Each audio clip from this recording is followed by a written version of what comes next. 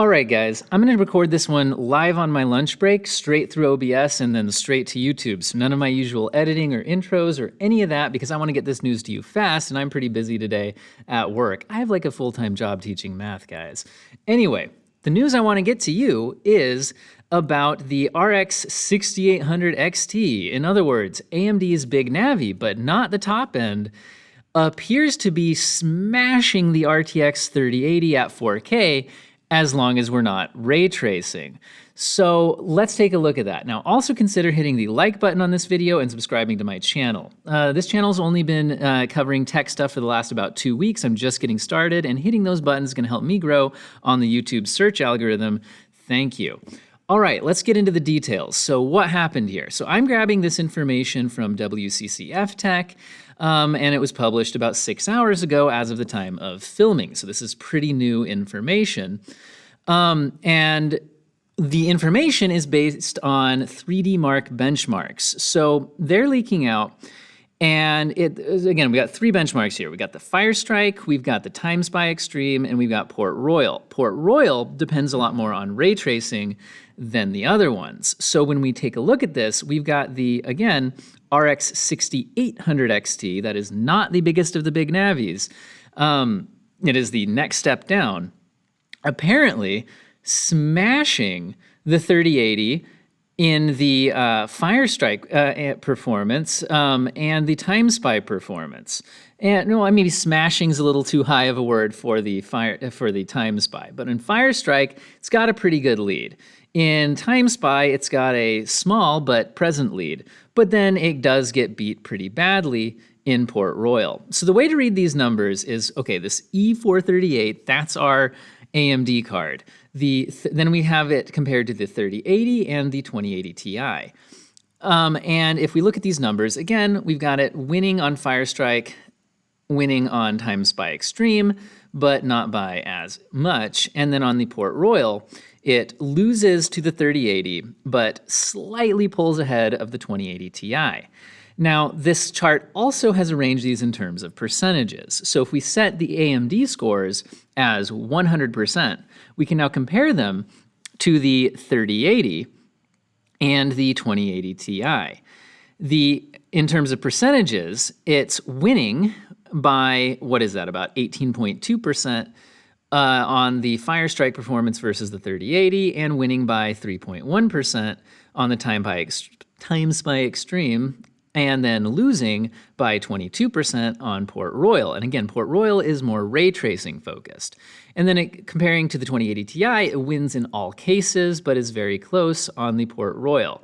Now, again, what's interesting about this being a 2080 Ti is that the 3070 from NVIDIA, as I talked about in my video yesterday, is very similar in performance to a 2080 Ti. So another way of reading this chart is this is the AMD 6800 XT versus a 3080 and a 3070. Now, take that with a grain of salt. The 3070 isn't the same card as a 2080 Ti, and especially in ray tracing performance, those could be a little bit different. So I wouldn't be surprised to see the 3070 actually beating this card in terms of ray tracing, whereas it slightly beat the 2080 Ti. But in terms of normal rasterized performance, it's looking like this card will have a healthy lead over the 3070 and will be beating the 3080 and even challenging the 3090 if you look at that kind of a performance jump that we're seeing here in the Firestrike. And we have some other leaks that are showing us some very similar information, again with 3D Mark benchmarks showing the 3080 compared with this Navi 21 XT, which again, the XT variant, not the XTX variant, is supposed to be our 6800. It's supposed to be the XTX that is the 6900. So again, this is not supposedly the biggest of the Big Navis. If I'm reading that numbering correctly, and these charts are accurate. So where does this fall? So again, in the TimeSpy Extreme, it's looking here like it's beating a 3070 and a 2080 Ti pretty handily and losing to the 3080 in the TimeSpy Extreme on this benchmark. Here on the Time Spy, but not the Time Spy Extreme, again, we've got similar relative performance. On Firestrike Ultra, we've got it winning outright over the 3090, guys. Look, that's a 3090. That's the 21XT. So that is beating the 3090, let alone the 3080 and the 3070 and the 2080 Ti. And on Firestrike Extreme, we see the same.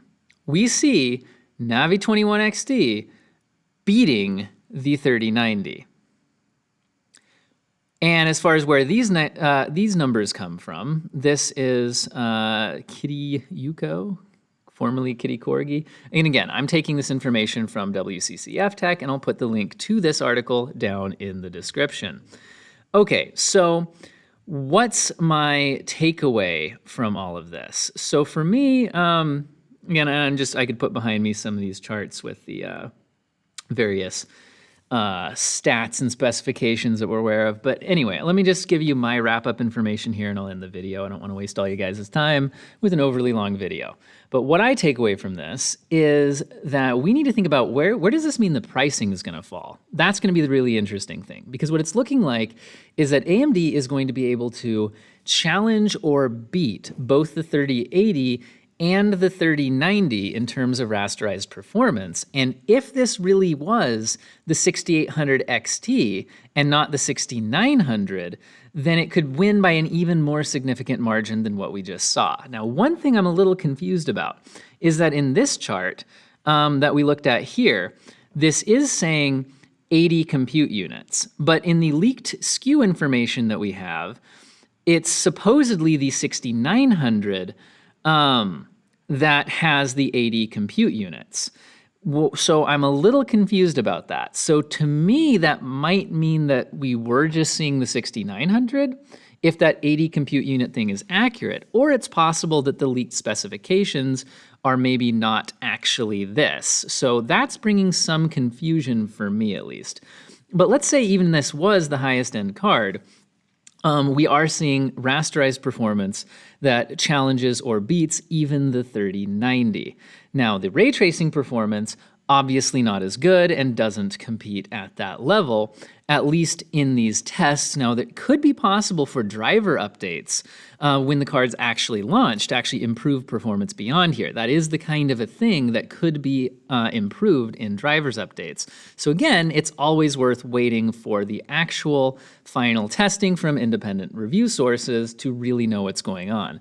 But if you're thinking about what this means in terms of buying stuff at launch and things like that, I think the biggest thing is going to be pricing, because let's say that they have their card that's challenging or beating the 3080 and the 3090 in rasterized performance, but losing in terms of ray tracing. Where do they price that?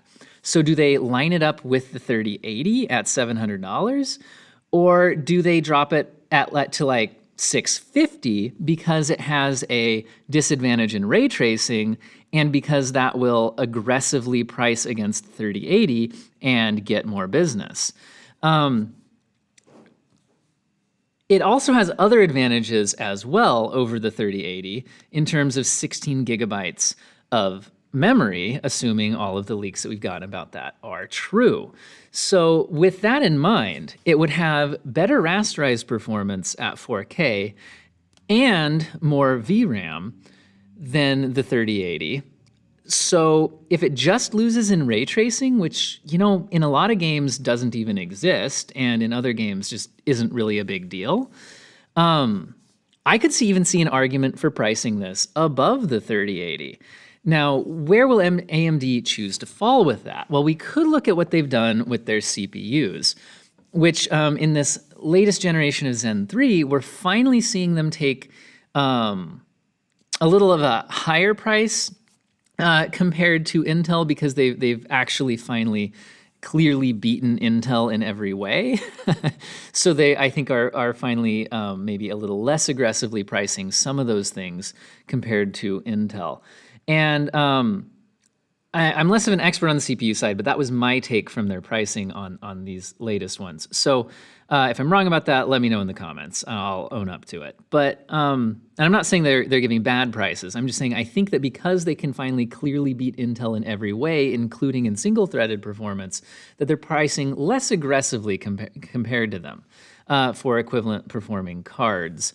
I mean CPUs. So does that mean that that's going to be their strategy on the GPU end, right? So are we going to see that they are pricing equal to NVIDIA instead of taking a step below? And I think the reason why that we might not be able to make that direct of a comparison is because it's looking like their GPUs still have that negative in terms of ray tracing. So it's looking like a win in rasterized performance, which to be clear is most of gaming, right? But with that negative in terms of ray tracing, do they price a little bit lower? I'm certainly hoping to see an aggressive pricing. I would love to see their 3080 Challenger priced at like $650 to really give the 3080 a run for its money, as well as to give NVIDIA an incentive to refresh their lineup or drop their prices.